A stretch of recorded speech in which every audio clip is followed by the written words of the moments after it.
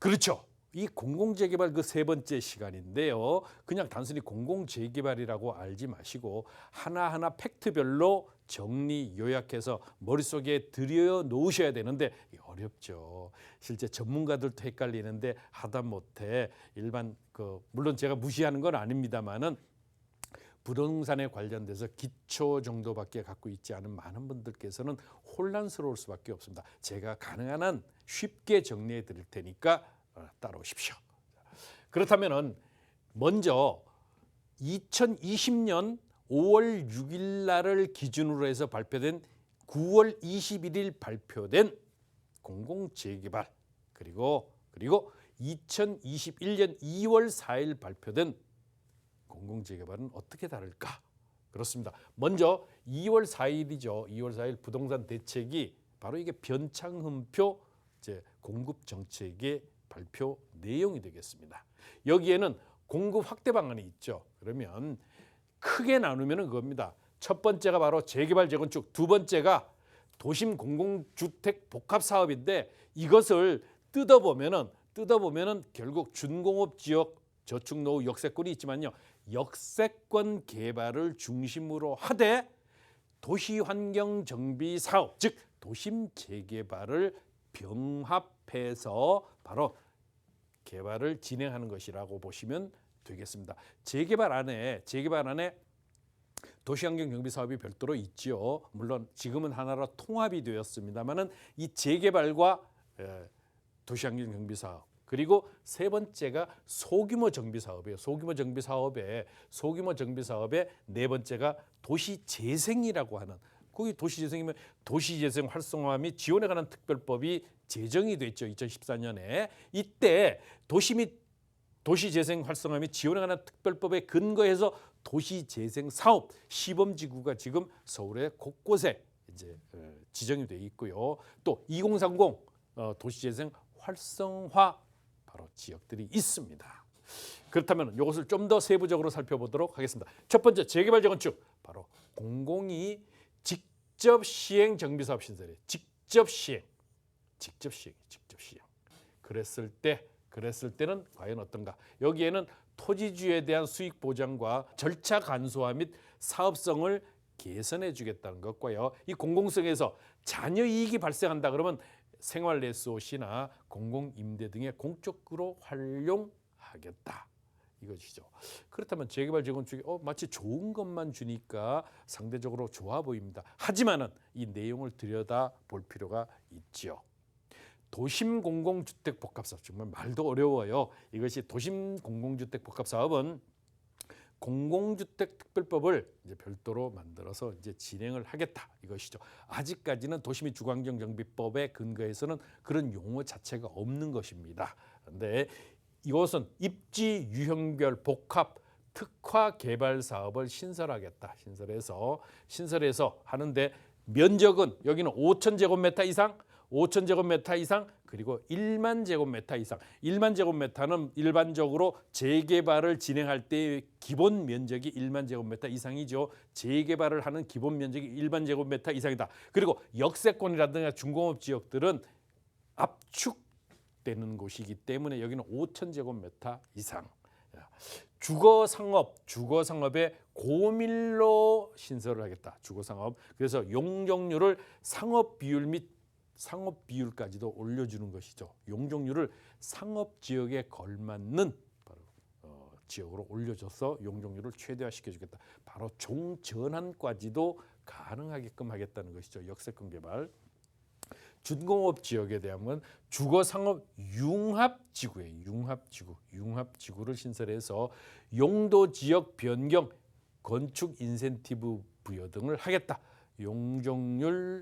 용도 지역을 변경을 해서 여기는 이미 준공업 지역이니까 용적률 자체는 상당히 높죠. 높은데 400에서 450% 높은데 용도 지역 변경에 건축 인센티브를 부여를 해서 사업성을 더욱 높여주겠다는 것이죠.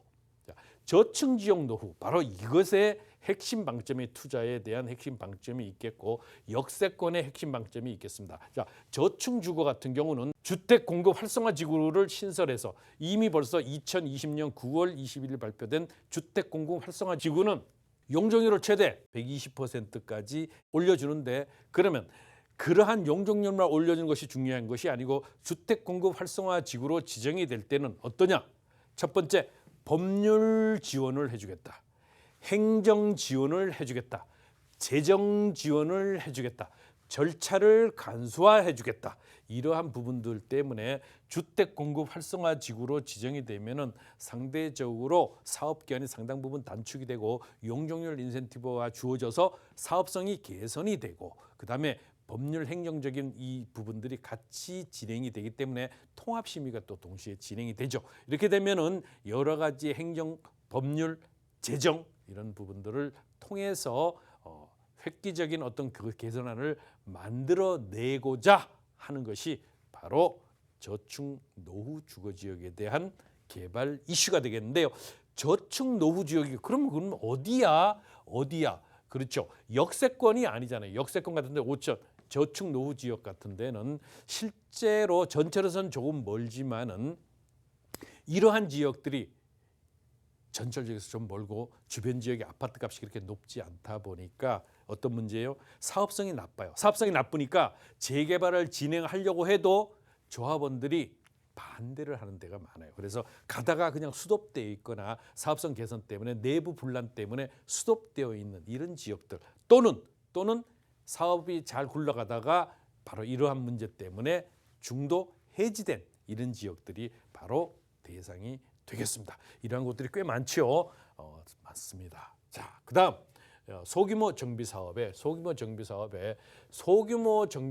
뭐예요? 조금 아까 역세권 5,000제곱미터 이상, 준공업 5,000제곱미터 이상, 저축 노후는 1만 제곱미터 이상이잖아요. 여기는 바로 그 아래쪽 대척점에 서 있죠. 5,000제곱미터 미만, 5,000제곱미터 미만, 그다음에 노후 주거 1만 제곱미터 미만 이런 데가 바로 소규모 정비, 가로주택 정비 사업이 몇 제곱미터예요? 1만 제곱미터 미만, 1만 제곱미터. 바로 소규모 주택 정비의 관리 지역을 신설하겠다. 그리고 소규모 재개발을 신설하겠다.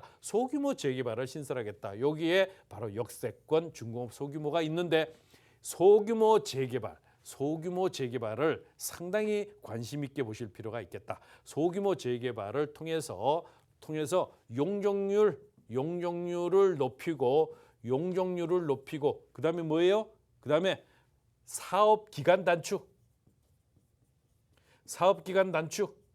자, 이런 것들이 굉장히 큰 혜택이 될 수 있겠죠. 바로 그런데 문제는 바로 이런 것들이 상당히 유리하다. 그다음에 도시재생에서는 주거재생 혁신지구, 주거재생 인정제도를 확대하거나 도입하겠다. 이것입니다. 바로 이기 때문에 이런 부분들을 우리가 유의 깊게 살펴볼 필요가 있겠죠.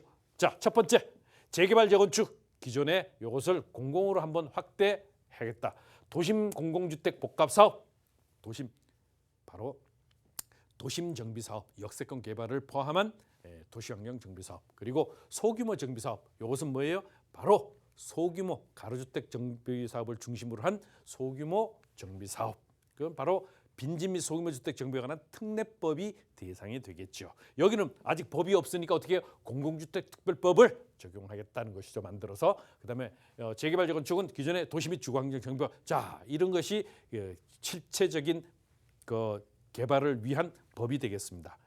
도시재생은 바로 도시재생 활성화 및 지원에 관한 특별법의 근거에서 하겠다. 바로 이것이 바로 이사 대책에 나온 부동산 확대 방안이다. 그렇다면은 이 공공재개발 요거는 뭐예요? 5월 6일 대책인데 5월 6일 날 확대 공급 방안이 나왔는데 실제로 시범지구가 발표된 것은 2020년 9월 21일 날 발표가 됐죠. 9월 21일 현재 공공재개발 지구가 서울에 24곳, 1차 8곳, 2차 16곳, 그래서 24곳이 지정이 되어 있는데 그 안에서 지금 반대의 목소리가 상당히 많죠. 그건 왜 그럴까를 한번 잘 살펴보셔야 된다.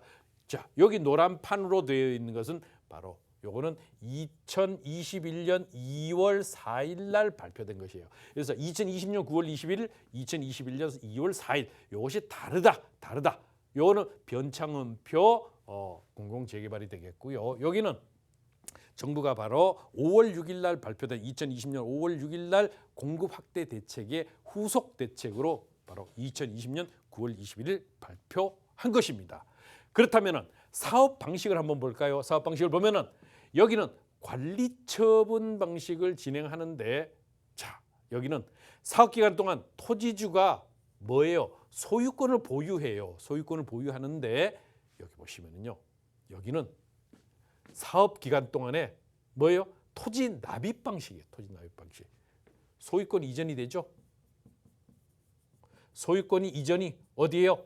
공공기관에 이전이 됩니다. 공공기관으로 이전이 되고 나서 사업 후에 반환한다고요? 이게 무슨 반환이에요? 사업 후에는 각자 분양받은 사람에게로 소유권이 이전이 될 뿐이죠. 이전이 되니까 전혀 다릅니다. 그래서 토지 등 모든 재산을 어디에요? 공공기관이 가져가 버려요. 가져간 다음에 그 다음에 사업을 진행하기 때문에 만약에 안 될 때 어떻게 하느냐는 거죠. 이런 부분들이 상당히 불안감으로 작용하고 있다. 또 공공재개발인 경우는 소유권을 보유한다 해도 여러 가지의 문제점 때문에 반대 목소리가 큰데 여기는 아예 가져가 버려요. 그리고 또 이런 사업 방식에 있어서 그러한 문제점들만 있는 게 아니죠. 왜 현장에 가보면은요 반대 목소리가 큰지 이런 부분들 우리가 살펴볼 필요가 있습니다. 자, 사업 시행자는 공공 단독 또는 공공조합 공동으로 할 수 있게 되어 있어요.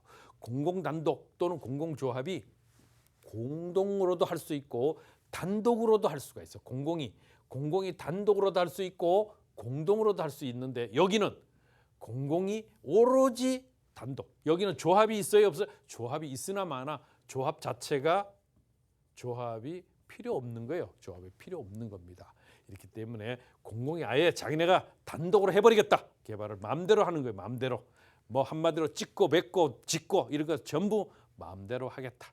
자, 공공의 기여, 공공기여가 되는데 조합원 분양분 제외 50%는 공공임대, 공공지원임대, 지분형 주택에 들어가게끔 50%는 그렇게 하는데 여기는요 실제로는 전체의 공공자가가 임대에 이르지만은 70% 이상이 뭐예요? 약 70% 이상이 임대 아파트로 넘어가요. 일반 분양 조합원분을 제외하고 실제로 보면은 이 상당 부분 기존세 1.3배 이상을 지으면 뭐 합니까?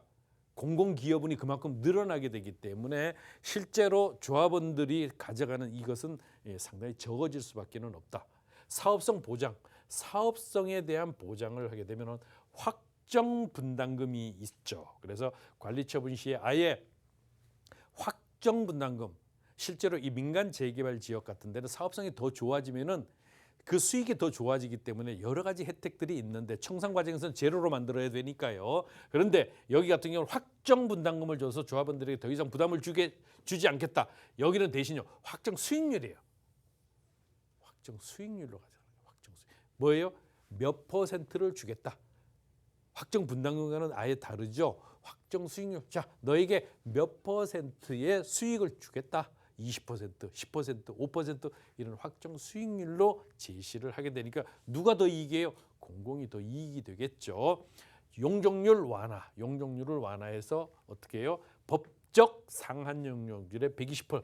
그럼 120%는 어떻게 된다? 이종 일반 주거 지역일 경우는 어떻게 해요? 300%까지도 가능하다. 서울의 경우 300%도 가능하기 때문에 이렇게 120%로 해서 법적 상한용적의 용적률을 더 높여주려고 하는데 여기는 마찬가지로 법적 상한용적의 120%는 같아요. 이 부분이. 그리고 기부 체납에 대해서는 토지 면적의 15% 이내로 이제 또 많아. 그러니까 기부 체납도 많아요. 여기는 절차를 간소화하는 거죠. 도시계획 수권 소유 심의를 해서 통합 사업 시행 계획의 통합 심의를 통해서 이건 뭐예요?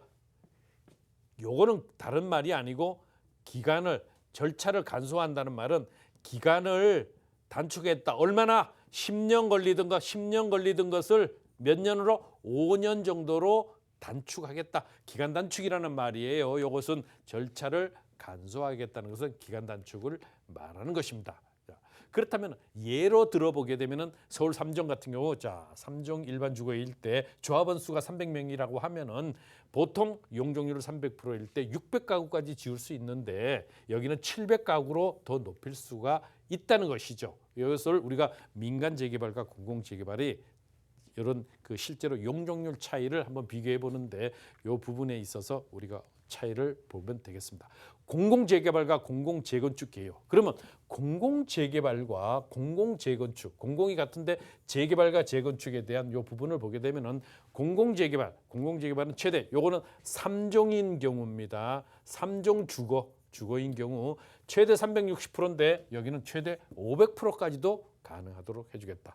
사전 타당성 조사를 뭐예요? 생략. 지금은 기본계획 바로 재개발 기본계획을 위반하지 않죠. 물론 앞으로 이제 새롭게 정리되는 것은 진행 중입니다만은 사전 타당성 조사를 생략해서 여기 바로 구역 지정을 6개월 내로 만들겠다. 공공 같은 경우는 바로 공공 대신 2020년 권리 산정 기준일은 2020년 9월 21일이 되겠습니다.